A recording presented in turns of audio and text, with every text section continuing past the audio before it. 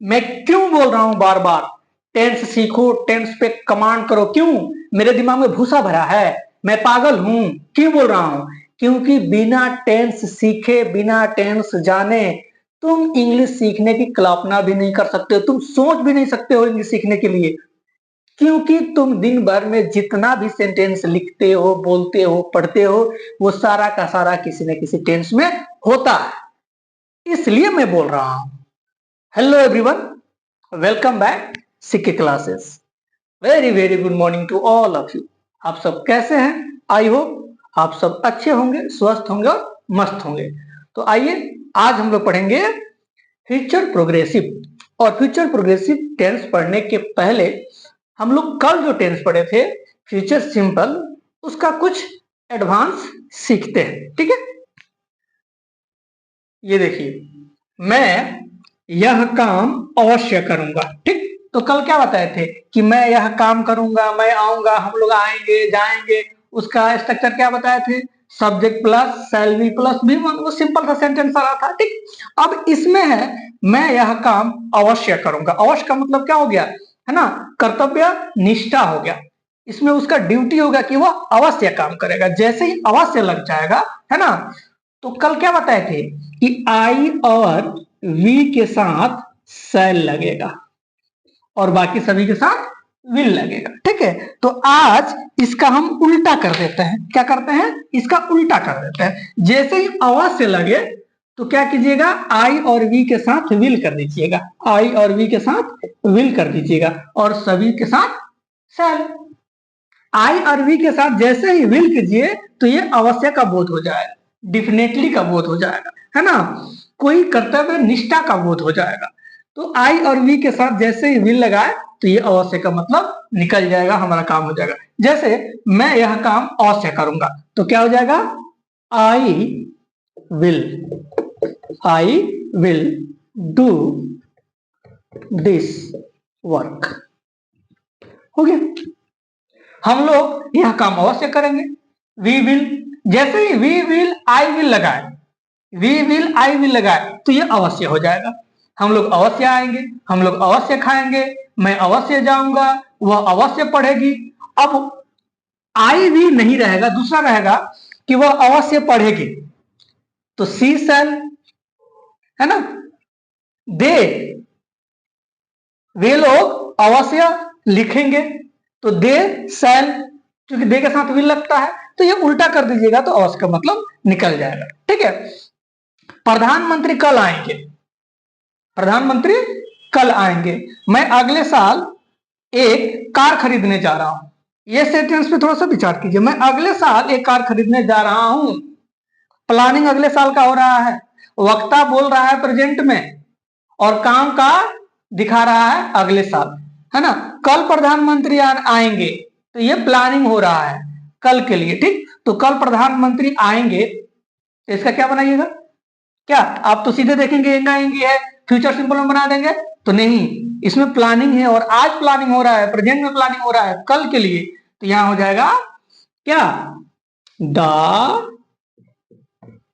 Prime minister comes tomorrow।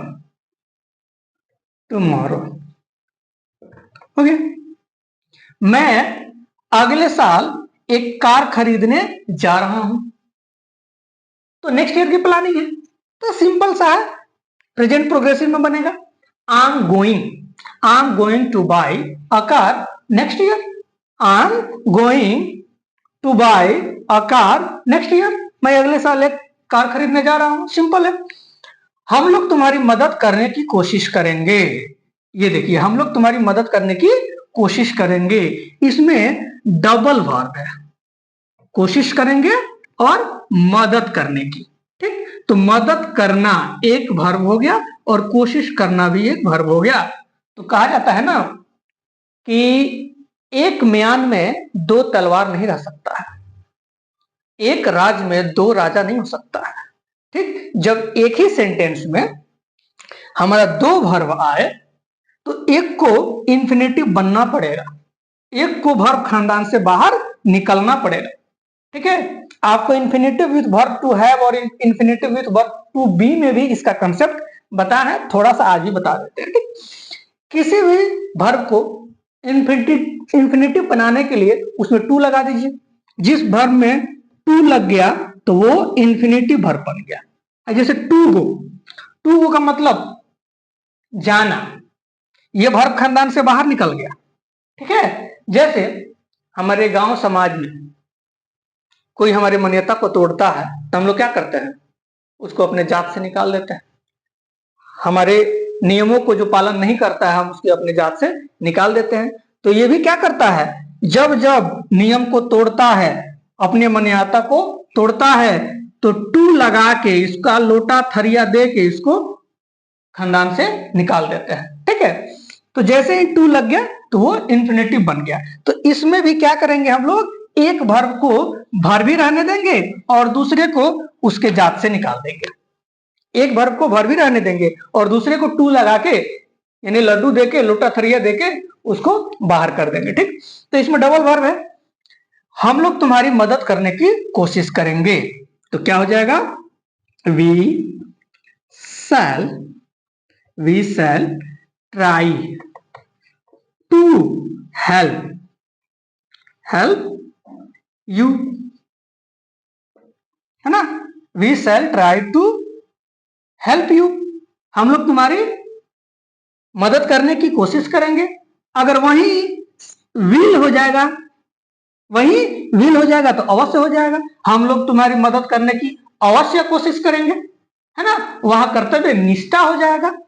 तो जैसे he will लगाए तो ये अवश्य का मतलब हो गया। ठीक, अब इसमें देखिए ट्राई भी वर्ब है और हेल्प भी वर्ब है, दो वर्ब है, तो एक को तो जात से निकालना है ना। तो टू लगा के एक को जात से निकाल देते हैं और जैसे ही टू लगा तो उसको बोलते हैं इन्फिनेटिव। ठीक, अब ये देखिए सेंटेंस, अगर वह आएगा तो मैं उसका मदद करूंगा। अगर वह आएगा तो मैं उसका मदद करूंगा। अब इसमें दो सेंटेंस है और दोनों एक ही टेंस में है ना। एक का क्या हो रहा है, एक चैलेंज ले रहा है और एक उसका फल पड़ रहा है ना। अगर वह आएगा चैलेंज है, अगर वह आएगा है ना तो मैं उसका मदद करूंगा। तो ये फल किस पे पड़ रहा है, रिजल्ट किस में आ रहा है, मैं उसका मदद करूंगा।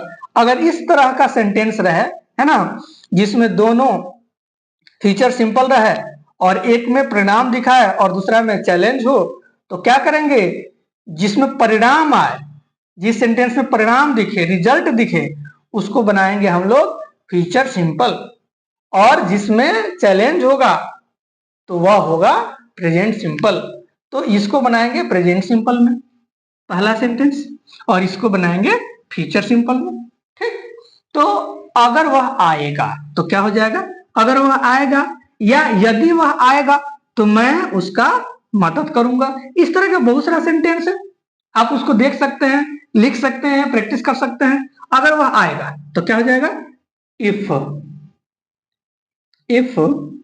ही कम, इस जोड़ दिए, इफ ही कम्स तो मैं उसका मदद करूंगा। तो क्या हो जाएगा, I shall help him, help him. Him मतलब कोई लड़का है, अगर वहीं हर रहेगा तो कोई लड़की होगी। अगर वहीं आई के साथ विल लगा दिए तो क्या हो गया, अवश्य मदद करूंगा, है ना। अगर वह आएगा, if he comes I will help him, अगर वह आएगा तो मैं उसका अवश्य मदद करूंगा। ठीक, अगर वह परिश्रम करेगा तो अवश्य पास होगा। If he labour, if he labours he will pass, अगर वहीं ही के साथ सेल लगा दिए तो वो अवश्य पास करेगा, हो जाएगा। ठीक, हम लोग तुम्हारी मदद करने की कोशिश करेंगे, हम लोग जाने की कोशिश करेंगे, हम लोग खाने की कोशिश करेंगे, कुछ भी कोशिश कीजिए, इस पे सेंटेंस बनाइए। ठीक, तो ये हो गया कल जो टेंस पढ़ाए थे फ्यूचर सिंपल, उसका कुछ एडवांस स्ट्रक्चर था। ठीक, कुछ एडवांस हम लोग सीखे। अब आते हैं आज के विषय वस्तु पे। ठीक है, तो आज देखते हैं फ्यूचर प्रोग्रेसिव टेंस। ठीक, फ्यूचर प्रोग्रेसिव या प्रेजेंट प्रोग्रेसिव या पास्ट प्रोग्रेसिव तीनों का तीन तीन नाम होता है। ठीक है, फ्यूचर प्रोग्रेसिव कहिए, इम्परफेक्ट कहिए या कॉन्टिन्यूस कहिए, दोनों में कोई एक कहिए, इसका तीन नाम है। ठीक है, जैसे आपका भी दो नाम तीन नाम होता है, उस तरह से इस टेंस का भी तीन नाम है। ठीक है, कोई प्रोग्रेसिव कहेगा, कोई इम्परफेक्ट कहेगा और कोई कॉन्टिन्यूस कहेगा। ठीक, अब देखते हैं इसका हिंदी में पहचान क्या होता है। इसका हिंदी में पहचान, पहचान क्या होता है भाई, बता दो जल्दी। रहेगा, रहेगी, रहेंगे इत्यादि। ठीक, अब इसका स्ट्रक्चर क्या हो, प्रोग्रेसिव है, बिफोर तो रहेगा, जो भी प्रोग्रेसिव होगा बिफोर तो रहेगा। इंग्लिश में स्ट्रक्चर क्या हो जाएगा, इसका स्ट्रक्चर क्या हो जाएगा, आपको बार बार बोलते हैं कि किसी भी सेंटेंस को दो तरीका से पहचाना जाता है, या तो हिंदी में पहचानिए, नहीं तो इंग्लिश में पहचानिए। कोई सेंटेंस अगर हिंदी में दिया है तो हिंदी में पहचानिए कि वो किस टेंस में है, अगर कोई सेंटेंस इंग्लिश में दिया है तो इंग्लिश में पहचानिए वो किस टेंस में है। ठीक, तो हिंदी में हिंदी के पहचान से जान जाएंगे और इंग्लिश में इंग्लिश के स्ट्रक्चर से पहचान जाएंगे कि वह किस टेंस में है। तो इसका क्या होगा, सब्जेक्ट प्लस शैल या will plus be plus before. Other word रहेगा तो लिखिए, अदर वर्ड नहीं रहेगा तो मत लिखिए। ठीक, चलिए, जैसे हम लोग खेलते रहेंगे, खेलते रहेंगे, या हम लोग खेलते हुए रहेंगे। बात एक ही है, खेलते रहेंगे या खेलते हुए रहेंगे। ठीक, वह गीत गाती रहेगी, गाती रहेगी। ठीक, राम पढ़ता रहेगा या पढ़ता हुआ रहेगा। ठीक, हम लोग, वे लोग कर लीजिए, हम लोग तो हैं, वे लोग अंग्रेजी बोलते रहेंगे, बोलते रहेंगे। ठीक, हम लोग खेलते रहेंगे या हम लोग खेलते हुए रहेंगे, वह गीत गाती रहेगी या वह गीत गाते हुए रहेगी। ठीक, अब सब्जेक्ट, इसमें सब्जेक्ट क्या हो गया, हम लोग। ठीक, अब अभी बताए थे कि आई और वी फर्स्ट पर्सन होता है और इसके साथ शैल लगता है। ठीक, बाकी सभी के साथ विल लगेगा। सब्जेक्ट के रूप में अगर आई भी रहेगा तो शैल, बाकी सभी के साथ विल, है ना। आई या वी के साथ अगर विल लगा दिए तो क्या बोध हो गया, अवश्य बोध हो गया, अभी बताए थे। तो इसको बताते हैं, तो हम लोग, तो क्या हो गया, we shall, we shall be मांग रहा है ना भाई, सब्जेक्ट मांगा, सब्जेक्ट दिए, शैल या विल में से शैल दे दिए, बी मांगा बी दिए, और बिफोर खेलना, प्ले, आईएनजी जोड़ दीजिए, प्लेइंग, हो गया।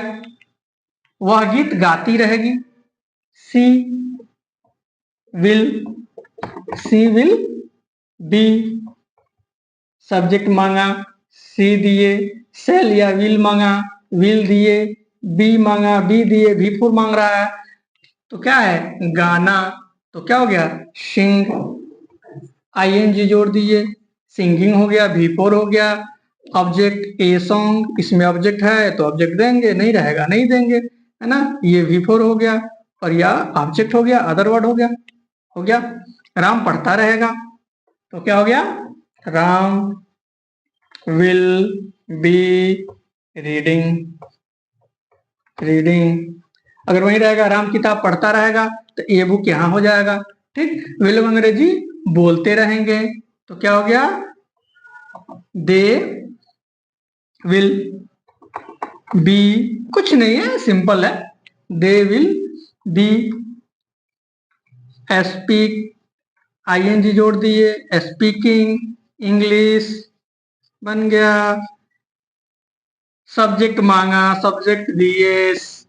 हेल्पिंग वर्ब शैल या विल मांगा, विल दे दिए। बी मांगा, बी दे दिए। बिफोर मांगा, बिफोर दे दिए। अदर वर्ड है तो अदर वर्ड दे दिए, बन गया। ठीक, फिर एक और टेंस आज ही पढ़ते हैं, टेंस का झमेला ही खत्म करते हैं, ठीक है। तो आइए आज ही पढ़ लेते हैं फ्यूचर परफेक्ट टेंस, और कल पढ़ेंगे फ्यूचर परफेक्ट कंटिन्यूस। इसका भी पहचान ले रख लेते हैं भाई। ये भी कैसा होता है, गोरा है, कल्ला है, लंबा है, नाटा है, कि कैसा है, इसको पहचान लीजिए, ठीक है। इसको पहचान लीजिए, इसको जान लीजिए। और कैसे पहचानिएगा हिंदी में इसको, क्या रहता है, चुकेगा, चुकेगी, चुकेंगे इत्यादि, ठीक है। चलिए इंग्लिश में भी पहचान लीजिए इसको, इसको इंग्लिश में भी पहचान लीजिए। इसलिए पहचानिएगा, स्ट्रक्चर से पहचानिएगा। क्या है इसका स्ट्रक्चर, सब्जेक्ट शैल या विल तो रहेगा ही, क्योंकि फ्यूचर है। फ्यूचर में तो शैल विल का कोई नहीं रहेगा, तो कोई मतलब ही नहीं है ना। और इसमें हैव होगा, क्या होगा, हैव होगा, ठीक है, हैव होगा। और भी थ्री होगा, भी थ्री होगा। अदर वर्ड चाहे तो लिख सकते हैं, नहीं रहे तो नहीं भी लिख सकते हैं, ठीक। अदर वर्ड रह भी सकता है सेंटेंस में, नहीं भी रह सकता है। चलिए देखते हैं। जैसे वह मेरा इंतजार करेगी, कर चुकेगी, वह मेरा इंतजार कर चुकेगी, वह मेरा इंतजार कर चुकेगी, है ना। हम लोग जीत चुकेंगे, जीत चुकेंगे, ठीक। राधा किताब पढ़ चुकेगी, पढ़ चुकेगी। इस तरह से बहुत सारा सेंटेंस हो सकता है, ठीक है। और कुछ ले लीजिए। मैं अंग्रेजी बोल चुकूंगा, ठीक। आई, वह मेरा इंतजार कर चुकेगी, ठीक। अब सब्जेक्ट, तो सब्जेक्ट क्या हो गया, वह इंतजार करना वर्ब हो गया। अब मेरा ऑब्जेक्ट, मेरा ऑब्जेक्ट। अब एक चीज ध्यान में रखिएगा, मेरा मेरी कुछ भी रहे, अगर वह सब्जेक्ट बनता है तो आई, ऑब्जेक्ट बनता है तो मी, संबंध बताता है तो माई। अब जैसे मेरे पास एक किताब है, मेरे जैसे ही देखे, मेरा मेरी जैसे देखे तो माई लगा दिए, तो वहां तो माई नहीं होगा, वहां तो सब्जेक्ट बन रहा है, आई हैव होगा, है ना, आई हैड होगा, जो भी रहेगा, ठीक। वो मेरा इंतजार कर चुकेगी। अब यहाँ मेरा है तो मेरा का आप जानते हैं माई होगा, लेकिन यहाँ ऑब्जेक्ट बन रहा है तो मी होगा, ठीक। तो वह मेरा इंतजार कर चुकेगी। सी, सी के साथ विल अभी बताए थे, सेल कहाँ लगेगा, विल कहाँ लगेगा, आई और वी के साथ सेल, बाकी सभी के साथ विल। ये तो हर क्लास में बता रहे हैं, हर सेशन में बता रहे हैं, ठीक।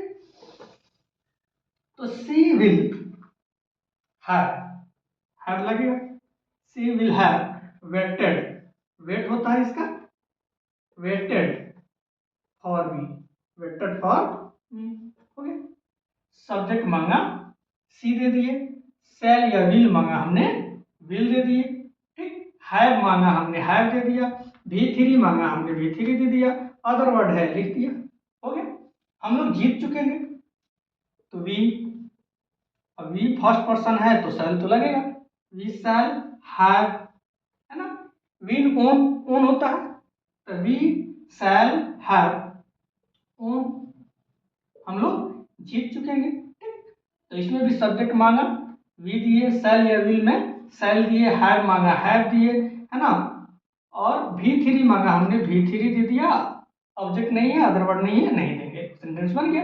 राधा किताब पढ़ चुकेगी, तो क्या हो गया, Radha will, Radha will have, है ना, पढ़ चुकेगी, रीड